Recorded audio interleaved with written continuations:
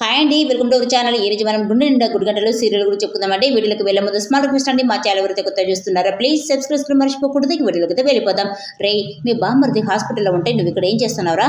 ఆయన అందరికంటే ఎక్కువగా నువ్వే కదరా వాడిని వెనుకేసుకొస్తావు అంటాడు సత్యం. ఇక మీనా, ఈయన తోడు ఉంటే నాకు ఎంతో ధైర్యంగా ఉండేది, మేము ముగ్గురం ఆడవాళ్ళం కదా, డాక్టర్తో మాట్లాడడం మాకేం తెలుసు అంటూ చాలా బాధపడుతుంది. ఇక సత్యం జరిగింది ఏదో జరిగిపోయింది, రేపు పొద్దున్నే వెళ్ళి మీ బామ్మర్దిని చూసిరా అంటాడు. కానీ పాలు ట్రిప్ ఉంది అంటూ అబద్ధమైతే చెప్తాడు. ఇక మీనా, అంటే రేపు కూడా చూడడానికి రావడం లేదా అంటూ బాధపడుతుంది. ఇక సత్యం, రే వాళ్ళ ఇంట్లో మగవాళ్ళు లేరు కదరా, అందుకని నువ్వు వెళ్ళి మీ అత్తయ్యకి ధైర్యం చెప్పు, ఇక వాడిని చూసిరా, నువ్వే కదరా వాళ్ళకి తోడుగా ఉండాలి అంటూ కోపం చేస్తాడు.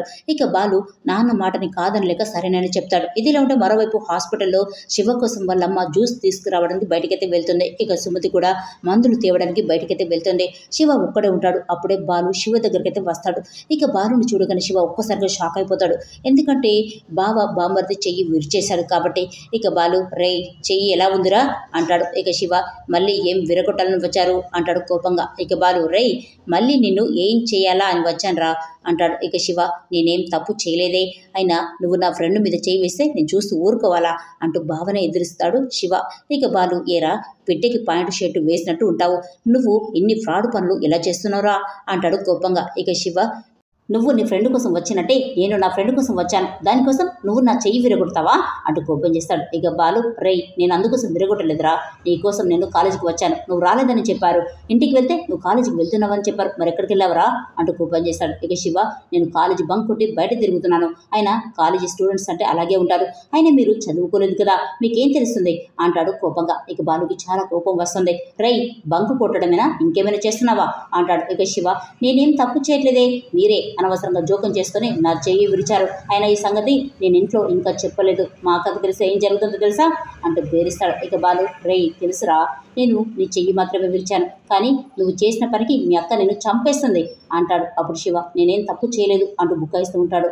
ఇక బాలు, రే నువ్వు దొంగతనం చేశావురా అంటాడు. అప్పుడు శివ, మీరు మీ అమ్మలాగే మాట్లాడకండి అంటాడు.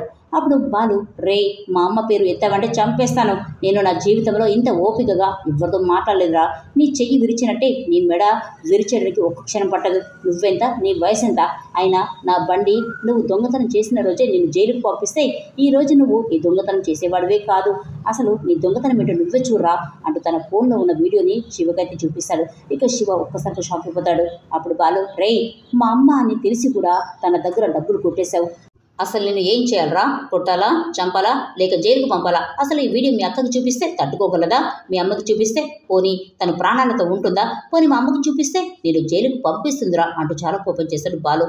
ఇక శివ, నేనేం తప్పు చేశానని అంత గట్టిగా అరుస్తున్నావు, అయినా అది తప్పని నేను అనుకోవడం లేదు అంటాడు కోపంగా. ఇక బాలు, రే నువ్వు ఎవరితో ఏం మాట్లాడుతున్నావో తెలిసే మాట్లాడుతున్నావా అంటాడు కోపంగా. ఇక శివ, దొంగతనం చేశాను, అయితే ఏంటి, మీ ఇంట్లో మీ అన్నయ్యమైన మంచోడా, 40 లక్షలు దొంగతనం చేశారు కదా, ఆయన కూడా దొంగే కదా అంటాడు కోపంగా. ఇక బాలు, రే నా ముందు నిలబడితే వరికిపోయే నువ్వు ఏం చూసుకుని ఇలా మాట్లాడుతున్నావురా, అసలు నువ్వు ఏం సాధించాలనుకుంటూ మాట్లాడుతున్నావో నాకు తెలియదు, కానీ మీ అమ్మ నీ మీద ఎన్నో ఆశలు పెట్టుకుంది, మీ అక్క నీ భవిష్యత్తు గురించి ఎంతో ఆలోచిస్తుంది, నువ్వు బాగా చదువుకొని ఉద్యోగం సంపాదించి మీ అమ్మని బాగా చూసుకుంటావని అనుకుంటుంది మీ అక్క, కానీ నాకు తెలిసిన తర్వాత కూడా నువ్వు ఇలా మాట్లాడితే నేనేమనుకోవాలరా, నువ్వు మా అందరి చేతులు దాటిపోయావని బాధపడాలా, లేక నీ బతుకు నువ్వే నాశనం చేసుకుంటున్నావని బాధపడాలా అంటాడు బాలు. ఇక శివ, ఎవ్వరు నా గురించి బాధపడాల్సిన అవసరం లేదు, ఓ రోజు నేను మా అక్కను చూడడానికి మీ ఇంటికి వచ్చాను, కానీ ఆ రోజు మీ అమ్మ మీ అన్న కలిసి నా బట్టలు బ్యాగు వెతికారు, నన్ను దొంగ అన్నారు, ఆ రోజు నేను ఎంత బాధపడ్డానో మీకేం తెలుసు, అందుకే మీ వాళ్ళందరి మీద నాకు గౌరవం పోయింది, అందుకే ఛాన్స్ దొరికిందని నన్ను దొంగ అన్న వాళ్ళ దగ్గరే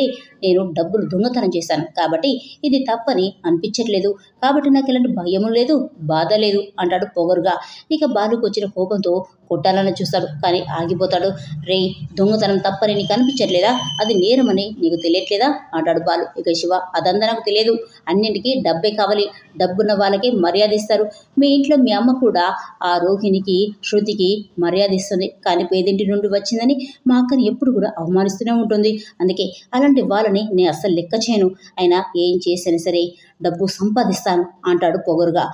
రై అలాంటప్పుడు కష్టపడి చదివి ఉద్యోగం సంపాదించుకోరా, బతుకంటే అదిరా అంటాడు బాలు. ఇక శివ, మరి నువ్వు కష్టపడి డ్రైవర్ ఉద్యోగం చేసి సంపాదిస్తున్నావు కదా, మరి మా అక్కకి ఎంత బంగారం కొన్నావు, పుస్తకాలు కొనడానికి నీకు ఇంత టైం పట్టింది, మరి మిగతా బంగారం కొనడానికి ఇంకెన్ని సంవత్సరాలు పడుతుంది అంటాడు. ఇక బాలు, 100 సంవత్సరాలైనా సరే కష్టపడే తెస్తాను. అలా కష్టపడి తెచ్చిన బంగారమే మీ అక్క తీసుకుంటుంది.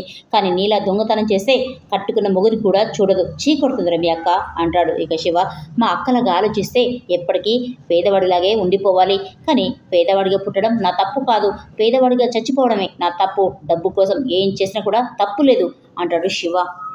రై, ఈ విషయం ఇంట్లో తెలిస్తే ఏమవుతుందో తెలుసా అంటాడు బాలు. ఇక శివ, ఏంటి చెప్పేస్తావా, చెప్పై, నాకేం భయం లేదు అంటాడు. ఇక బాలు, ఏంట్రా ఎక్కువ మాట్లాడుతున్నావు, ఈ వీడియో చూపిస్తే నువ్వు మారుతావా అని అనుకున్నాను, కానీ నువ్వు ఇంత పొగరుగా మాట్లాడుతున్నావు ఏంట్రా అంటాడు. ఇక శివ, ఏం చేయమంటావు, నీ కాళ్ళ మీద పడాలా? అయినా నేను చేసిన దానికి నువ్వు నా చెయ్యి విరిచావు కదా, మీ అమ్మ చేసిన దానికి నేను డబ్బులు కొట్టేశాను, చెల్లుకు చెల్లు, ఇక నువ్వు వెళ్ళిపో అంటూ పొగరుగా సమాధానం చెప్తాడు.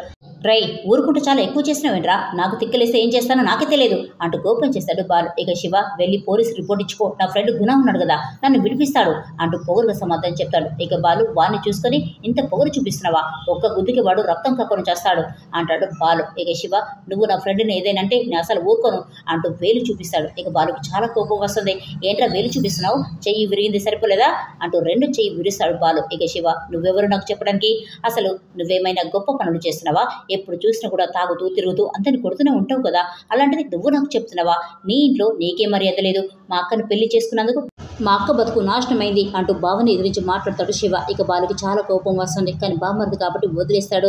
బిడ్డ, నీ సంగతి చెప్తా అంటూ ఒక్కరుండితే వెళ్ళిపోతాడు బాలు. ఇక శివ చేసిన పనికి బాలు రాజేష్ దగ్గరికి వస్తాడు. కోపం, బాధ బాలు మనసులు పూర్తిగా విరిచేస్తుంది. శివ అన్న మాటలన్నీ కూడా చెప్పుకుంటూ చాలా బాధపడుతూ ఉంటాడు.